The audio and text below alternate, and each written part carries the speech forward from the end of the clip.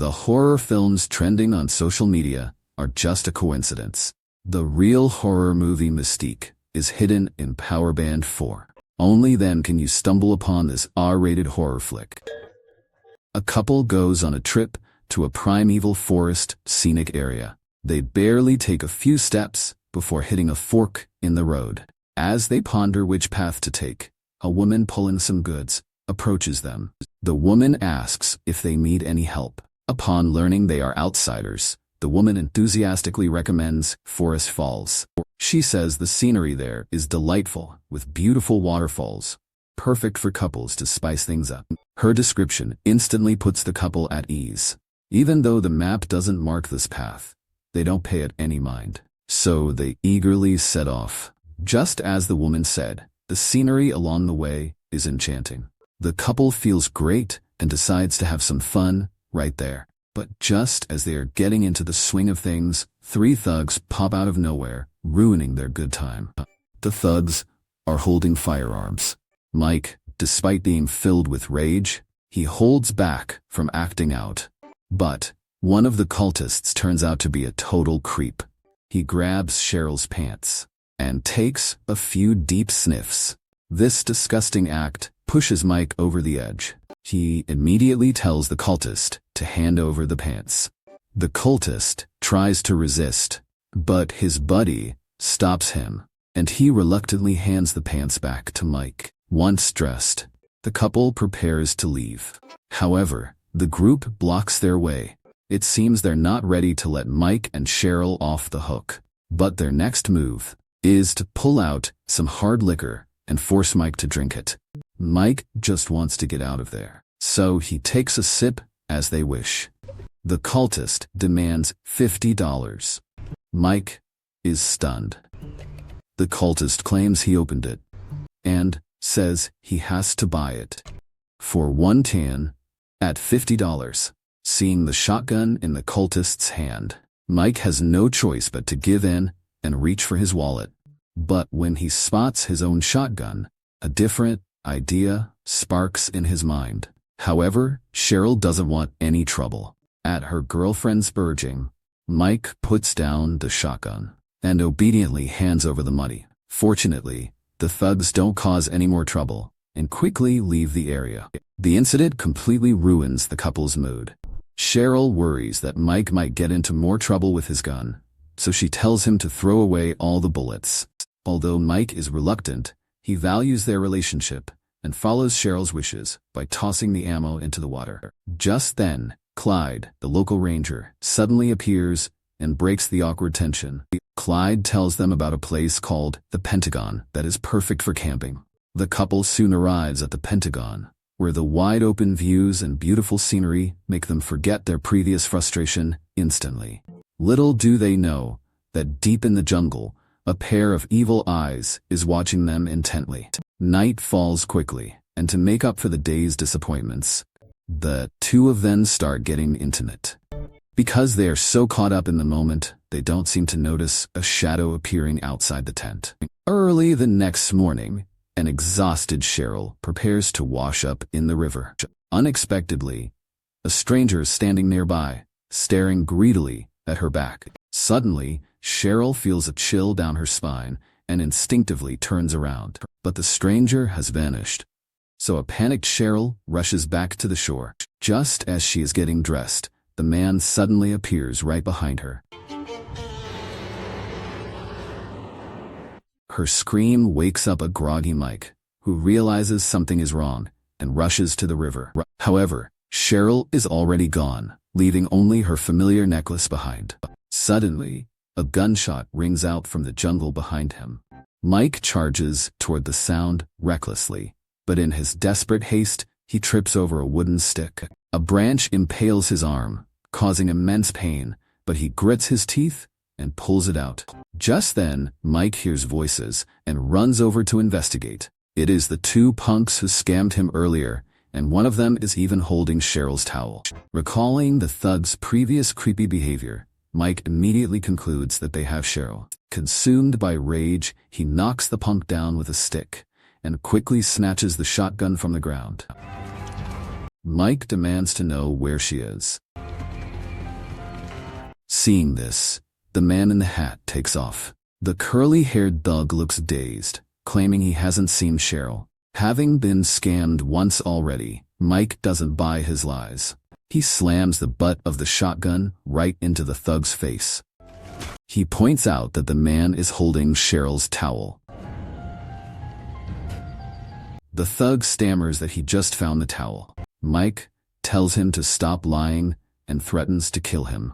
Terrified, the thug immediately chickens out. He desperately explains he just found it and begs for his life. Mike only cares about finding Cheryl and decides to let him go. But the thug just can't stop digging his own grave. He sneakily pulls a dagger from behind his back. He starts provoking Mike, taunting him to find her first because he plans on giving her a very rough time. The thug suddenly lunges, pinning Mike to the ground. But Mike is no pushover and delivers a brutal headbutt. He then slams the gun against the thug's forehead. The coward immediately passes out from sheer terror. Mike then rushes back to the campsite. Mike plans to call for help, but is left stunned when he arrives to find all his belongings have vanished. Left with no other choice, he has to head back into the jungle to continue searching for Cheryl. Just as he stops to bandage his wound, a few drops of fresh blood land on him. Mike looks up and sees a dead deer hanging above. He instinctively steps back, only to trigger a hunter's bear trap. Talk about having the worst luck ever. Not only did he lose his girlfriend, but he's also ended up in this pathetic state. He struggles to pry the trap open, but it's absolutely useless. In his moment of despair, the woman with the cargo reappears. Through his hazy vision, Mike hears her calling out his name. When Mike finally opens his eyes again, he finds himself inside the woman's house. She kindly helps him treat his injuries and tells him that her name is Ida. After learning about Cheryl's disappearance, Ida prepares to help him call the police. Suddenly, a frantic knocking sounds at the door from the leader of the thugs. Ahau asks Ida if she has seen a strange man. He explains that the man injured the curly-haired thug's head and he wants revenge. Inside the house, Mike is instantly on high alert. Luckily, Ida refuses to let them in and dismisses them with a quick excuse. Afterward, Ida brings Mike some herbal soup. She coldly tells him to drink up, claiming it will help him recover. Mike suspiciously asks how she knows his name. Ida naturally calls him by his name more than once. This makes the now conscious Mike feel very suspicious. He has never introduced himself to her, unless she has seen his identification. Realizing something is wrong, Mike desperately knocks over the soup. He limps toward the phone, his every step a struggle. Once her mask slips, Ida drops the act and grabs a weapon to confront him. However, she is no match for Mike due to the sheer difference in strength. As Mike enters the room to call for help, he stands there in shock. He is stunned to find that the wireless phone is just a useless prop. In a fit of despair, Mike smashes the useless phone onto the floor. Just as he is about to leave, he notices the floor underneath is hollow. Mike pulls away the rug, revealing a hidden trapdoor right before his eyes. He follows the stairs down into the basement. The sight inside leaves him absolutely speechless. The shelves are lined with jars containing actual human embryos. Shaking off the shock, Mike finds and opens a second hidden door. He creeps down the dark corridor and finally finds Cheryl. She is tied up tightly, her eyes filled with terror. Mike quickly grabs a dagger to cut her loose. Cheryl frantically warns him that the monster will be back any minute.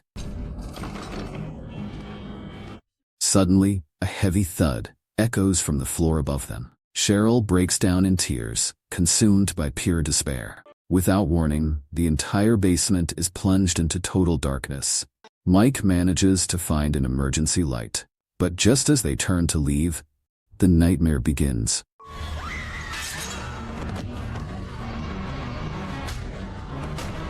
Cheryl screams for him to run as the giant lunges at them. Mike uses every ounce of his strength to hold the attacker back. His sacrifice allows Cheryl to successfully scramble out of the basement. However, the badly injured Mike is simply no match for the hulking fanatic. He is brutally knocked unconscious. Deacon immediately charges out of the cabin to hunt down Cheryl. A deadly game of cat and mouse begins deep within the woods. The cold glint of Deacon's sickle sends shivers down Cheryl's spine. Paralyzed by fear, she trips into a puddle, but her survival instinct kicks in. Cheryl scrambles to her feet and continues her desperate sprint.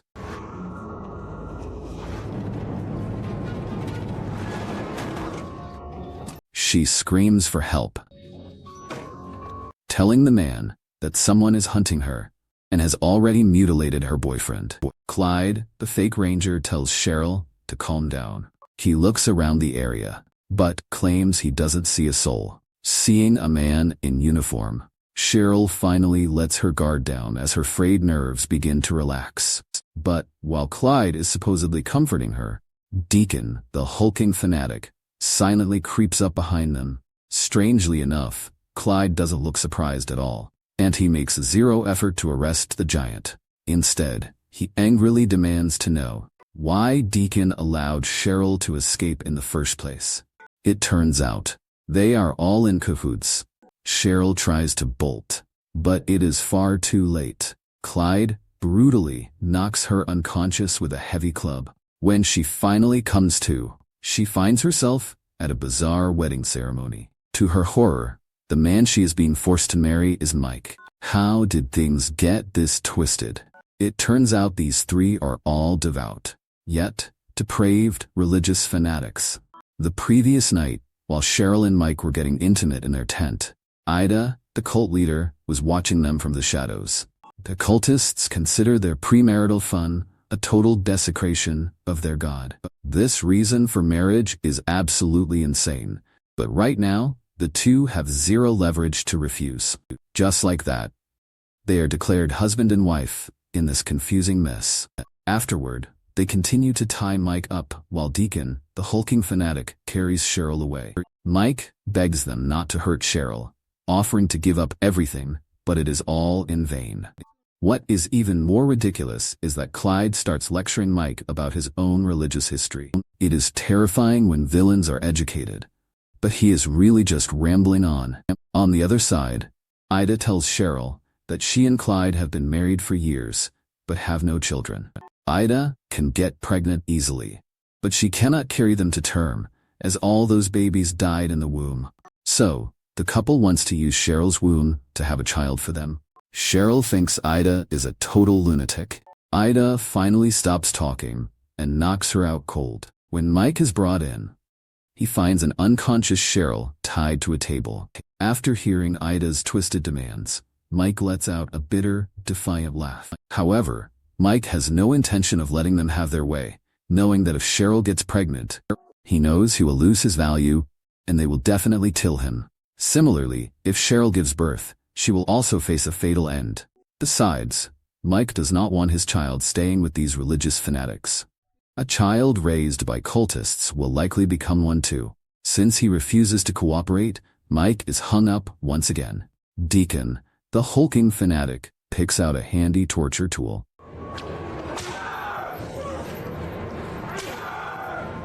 Deacon has no intention of stopping even after beating Mike to a pulp. He cruelly pours strong liquor over Mike's open wounds. Meanwhile, to intimidate Cheryl, Ida chops off one of her fingers with a knife. Both of them scream in agony at the same time. At this point, Cheryl is on the verge of a total breakdown. She even considers surrendering to the religious fanatics, but Mike remains certain they will find a way out. Early the next morning, Clyde and his crew come to check on the situation. Seeing that things have not gone as planned, Clyde is fuming with rage. But just then, Clyde's walkie-talkie suddenly goes off. The moment he picks up, Mike screams for help at the top of his lungs, which startles the group. Ida quickly covers Cheryl's mouth, while Deacon drags Mike out of the room. It turns out their parents grew worried after they went missing and contacted the local police. Consequently, the ranger station asks Clyde to help locate the couple. Meanwhile, an officer named Ali arrives at the park to investigate the situation. At first, the local thugs do not take the matter seriously. But when Ali mentions a $200,000 reward, the leader's eyes instantly light up with greed. Elsewhere, the fanatics continue to torture Mike, desperately trying to break his will. Ida presses a red-hot branding iron against his skin, making him howl in agony. Even so, Mike refuses to submit and even taunts them. He coldly states that Ida and her husband are unworthy of ever having a child. This strikes a nerve, sending Ida into a frenzy as she brutally stabs at Mike's open wounds. She threatens to hand Cheryl over to Deacon, claiming she only needs her womb to produce an heir. Ida cruelly remarks that as long as Cheryl can give birth, she does not care about her other organs. Seeing Ida about to hurt Cheryl, Mike finally gives in to her demands. At that moment, Cheryl starts laughing uncontrollably.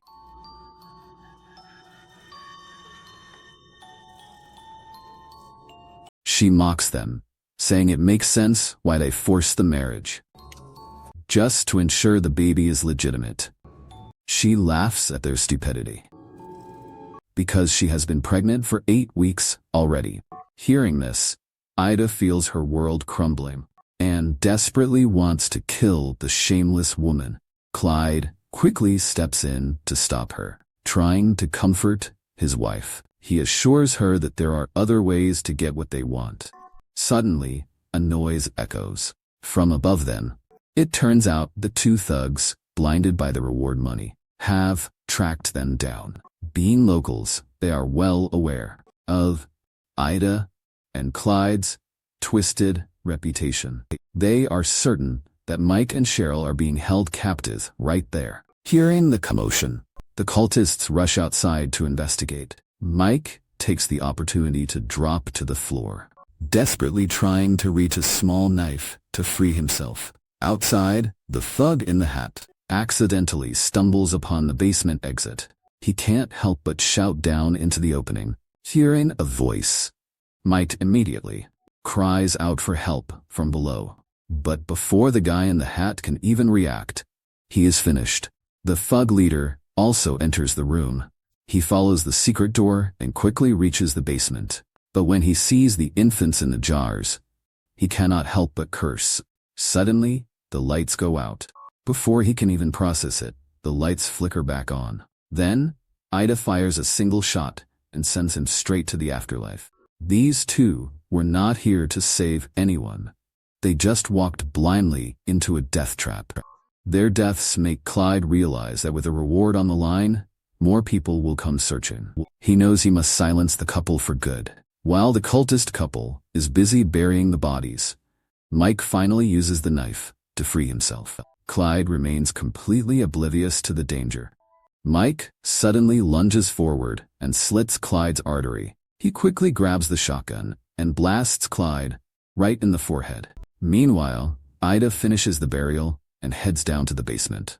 As soon as she enters, she sees Clyde's cold corpse, and Ida is instantly overcome with grief.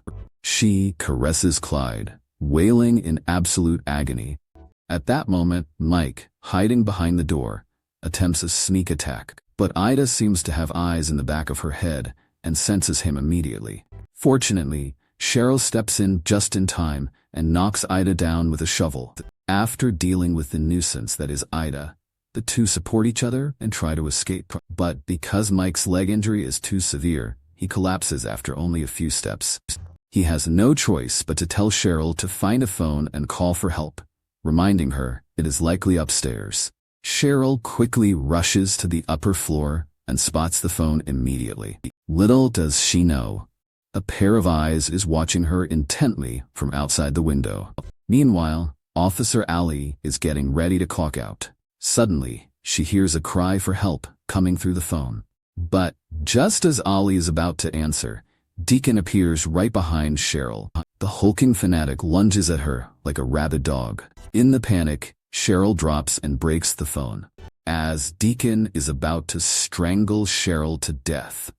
At the critical moment, A crucifix lying on the bed saves Cheryl's life by stabbing right into Deacon's face.